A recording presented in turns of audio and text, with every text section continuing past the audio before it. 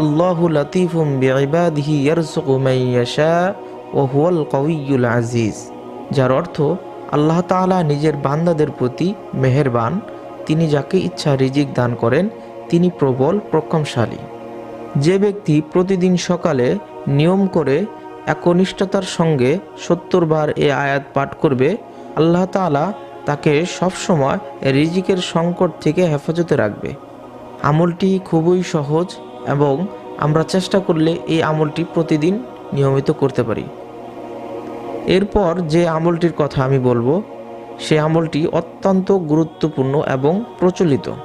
হযরত আব্দুল্লাহ ইবনে মাসউদ রাদিয়াল্লাহু তাআলা আনহু বলেন, রাসূলুল্লাহ সাল্লাল্লাহু আলাইহি ওয়াসাল্লাম বলেছেন, যে ব্যক্তি প্রতিদিন রাতে সূরা ওয়াকিআহ তেলাওয়াত করবে, তাকে কখনো দরিদ্রতা স্পর্শ করবে না।